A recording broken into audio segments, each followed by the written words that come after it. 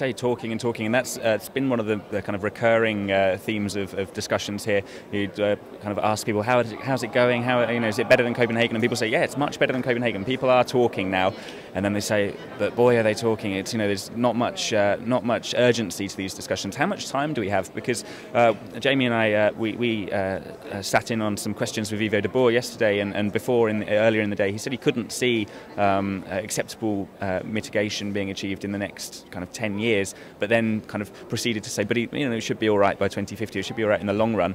How urgent is this?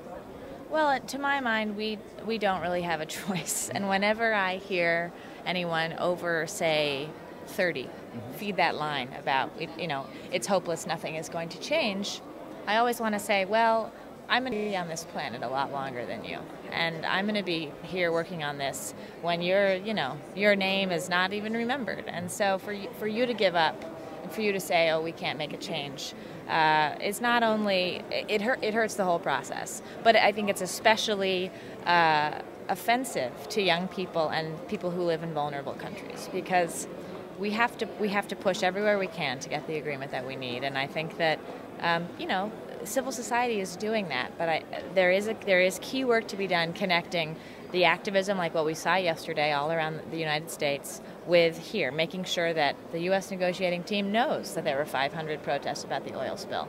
That's the kind of work that we try and do at the negotiations, is bring grassroots pressure that doesn't happen here right into the faces of the people who are working here.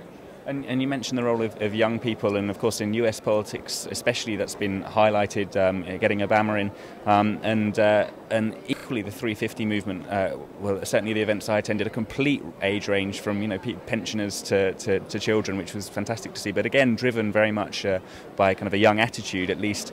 And my question, I guess, is how much room is there for these young people to influence talks at the international level? You've said that you're focusing at the kind of domestic day of action and put pressure on the US, and kind of when we asked Yvo de Boer about Cancun, he said, I think it was something, the word he used was optimistic or something. And so there clearly is some hope, and there clearly is some room for people to have an impact. Where's the best place for them to do that?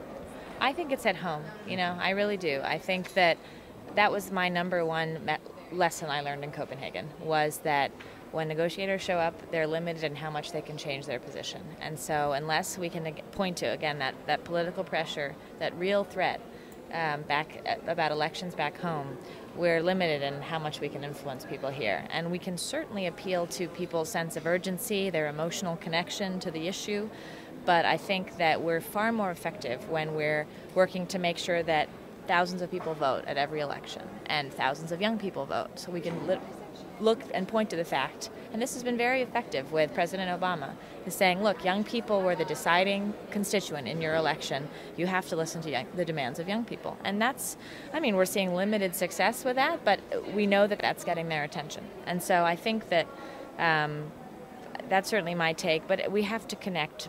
We have to connect both, and that's, I think, another great benefit of the international youth movement, is we don't see the politics and the issues in isolation. It's truly, it's young people who come to Bonn, it's young people who work on electoral campaigns, young people who are writers. We're all kind of working together on this, and we don't see it as separate. We see it as all of these efforts are building towards the broader goal, which is stopping climate change. So while I say keep the pressure on at home, I think it's always encouraging that a lot of young people are here, are making relationships with their delegates, making a name for the role of youth in the talks. That's quite a nice point to end on. I think the impact of youth, and it's certainly something that we've seen here throughout the week, some great actions taking place.